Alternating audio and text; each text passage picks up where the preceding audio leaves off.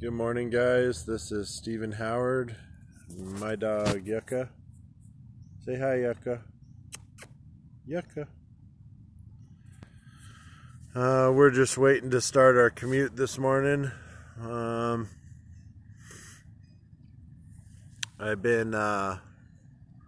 was kind of an emotional wreck last night. I don't know why. I actually recorded when I looked at it, it was a low vibration video. And after I watched it, I just erased it. Part of me still thinks I should have posted it anyway. But I wasn't real happy with what I was saying and what was coming out. And I just want you to know that all of us in the collective, we all have our moments. You can't live at, vibration 11,000 megahertz all the time. It just doesn't work that way. I mean, it'd be nice if some of the things in your life were better, maybe you could operate at that level more. But there is going to be a time and a place, without having times of struggle, you never have time to appreciate what you have when things are good. So I think I'm going to just be talking about low vibration for a minute. And low vibration can be jealousy. It can be exuded from other people, and then you absorb their energy, and then you're basically on their whim. So it's really important that you protect yourself as an empath and as a spirit worker, a light worker. That you protect yourself.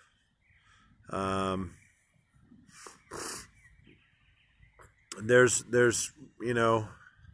I hate to get all hocus pocus on you, but that's sometimes the way it is. Like in The Golden Child. Come on. There's The Golden Child with Eddie Murphy. There's good and bad in the world,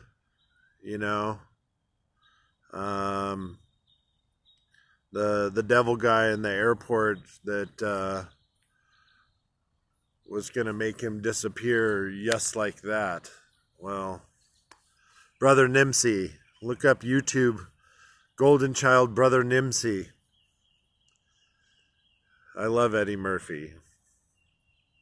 So that's having a low vibration person come at you, and then you crack a joke or you do something that disrupts their intent or their energy on you, and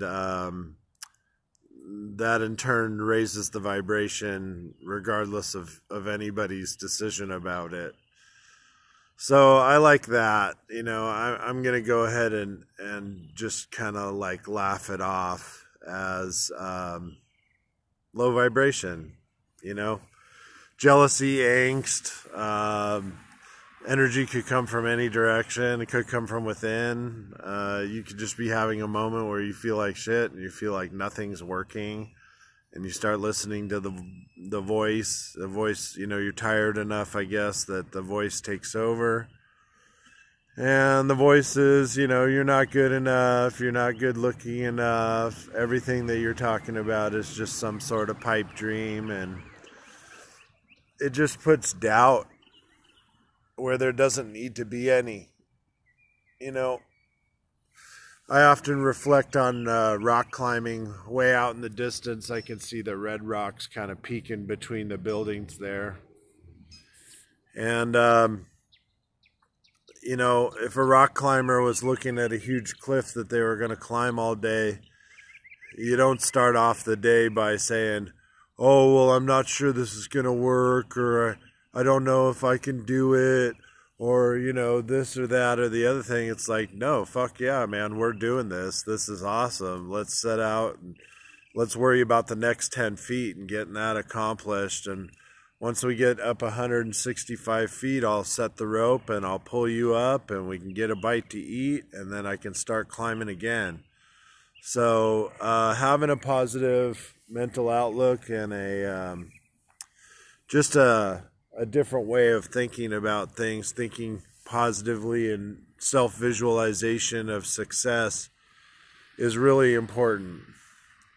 And, you know, if you end up low vibration by the end of the day and you've been vibing high all day long, so be it. You know, take 10 minutes out, have a good cry, tell yourself how crappy things really are, and, I don't know, get over it. Move on. You know, people are going to do you wrong, and they're going to make the right decisions for themselves, or they're going to make the wrong decisions for themselves, and there's nothing you can do about it. You know, people have free will, and you know, whether you fit into their plan or not, or where you are, that has a lot to do with your destiny and your path. If you're constantly worried about where you're going, you won't see where you're headed. So, you know, I'm looking at the big picture. I'm in the overview. I've spent past 3 years in a situation that I don't think a lot of people would have lived through, or been doing a YouTube channel, or necessarily mentally sound on the other side of the 3 years I went through. And I think that you know, my self-judgment is I'm good enough, I'm smart enough, I'm good-looking enough. There's nothing wrong with me. Even being a felon for what I did, I still feel like a hero, like I did something right, and I protected my family and the public and those security guards. You know, I'm a security guard now. That's my job. So, you know, obviously I did something right. Otherwise, I wouldn't be in the position that I'm in, and I wouldn't be doing what I'm doing at my age. So, you know, I know one of my favorite songs, you know, don't you worry, child. Heaven's got a plan for you. Swedish House Mafia, don't you worry.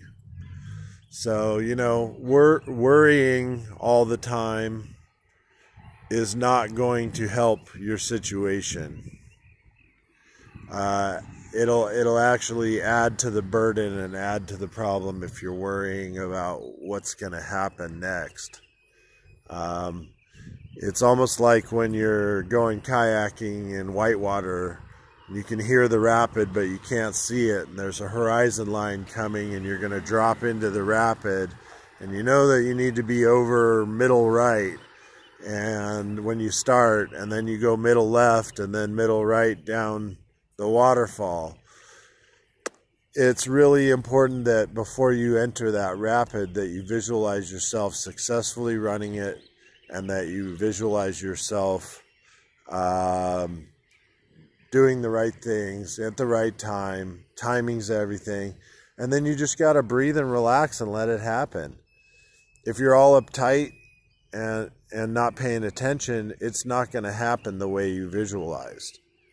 So I think this video is going to be called Positive Self-Visualization. So imagine yourself in a perfect world. So my perfect world would be different than your perfect world. Whatever you desire and whatever you want in your life is different than what I want in my life. Or you're together and you both have the same vision of your lives and where you want to go with it. So, but it is an individual thing. You know, each person has kind of like their ideal setting, or what would be perfect. So let's do a little bit of that right now. So if it were a perfect world, I'd be down here in Vegas for anywhere from 1 to 3 years. During those 1 to 3 years, I would have a relationship with my daughter. I would figure out the relationship and heal the relationship between my ex-wife and I. I would figure out if that's what we want, if we want to rekindle or what's happening. I would also say that whatever our destiny is that's what should happen. I envision myself having enough money to move back to Montana, to have property along a river somewhere where I can put in above town, and when I take out, I'm down in town or Kona Bridge somewhere, and it's a long day. I have a tour operator company and a couple college kids that help me, and we have kayak classes and rafting and rock climbing and snowboarding in the winter, and we have our clientele that likes us, and we have a couple yurts on the property and a couple trailers and about 20 chihuahuas that were all rescued.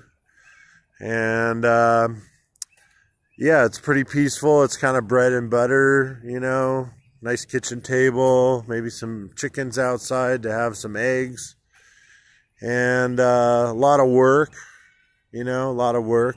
Keep yourself physically fit and healthy, and fresh air and clean water.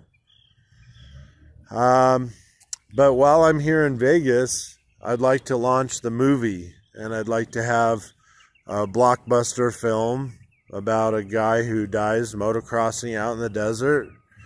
I'd like to either be the actor, or the actor and director, or the director and someone else plays me, and then shots of me at the end. I know this will sound fairly narcissistic, but it is a positive vision of what I want in the future. I'd like my YouTube channel to be discovered, and I'd like to be able to be on Oprah Winfrey and Ellen DeGeneres talking about gun violence in America and how it affected my life. To talk about all of the healing things and all of the aspects of spiritual guidance and clairvoyancy and psychic premonition of things that were devastating in my life that actually happened, and hypervigilancy and head injuries and growing up dyslexic. I'd like to help a lot of people.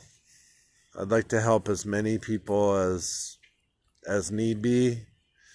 And I'd like to eventually take all of the abundance that comes from all of this project and help inner city kids from places like Las Vegas be able to go to places like Montana and go whitewater rafting and rock climbing and all that stuff.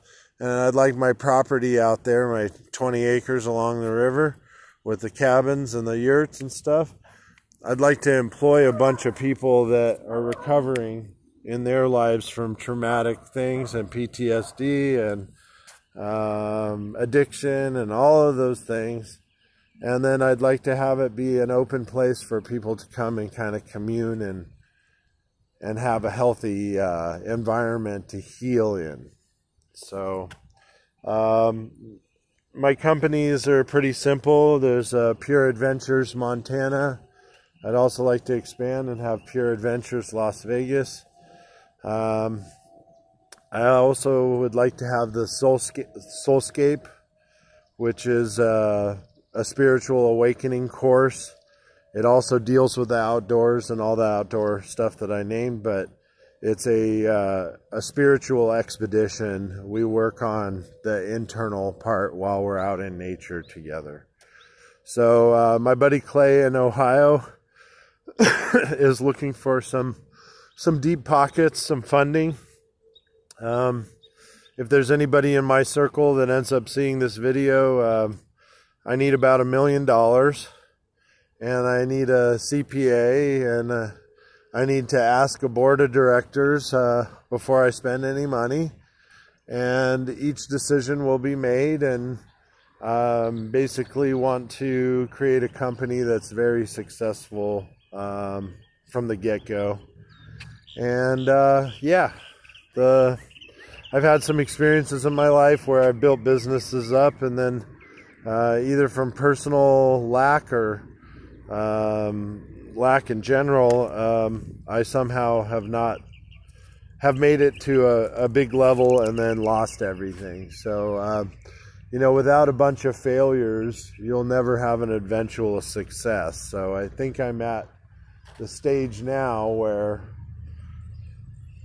success is imminent, and some things are going to come around, and the universe, you gotta positively affirm to the universe that you're it, and this could happen, and this could happen because you're this, and put the pieces together, you know. And what do you want to really do when you wake up in the morning? Come on, Yucca, come on. When you want to wake up in the morning, what do you want to do? I'd like to air up a raft, like to get all this gear together, get the van smelling good, drive up to the motels in Missoula and pick up my clients, and go up to the property and show them what we got, and get on the river, do our safety talk and get on the river, and then have a whole day, just a whole day of a wonderful outing. And people enjoying each other's company. You know, I'm sure nothing's going to be perfect, but it is what it is. And I grew up working for Noah's Rafting in Ashland, Oregon. And it was a family-run rafting company. Really fun trips, great whitewater, and very safe trips, even though some of the whitewater we were running was class 4. So anyway, I'm going to keep it short today. I just want you to positively affirm whatever it is you want in your life. And I want you to focus on that, and focus on the positives and the things that you're doing to make that happen. And don't give up. Don't ever give up, because right when you think it's not ever going to happen, boom, something happens and it just ties it all together. So once again, I hope you have a great day. Hope the sun didn't bother you that much. It's a beautiful day out here in Las Vegas, and really missing Montana this morning.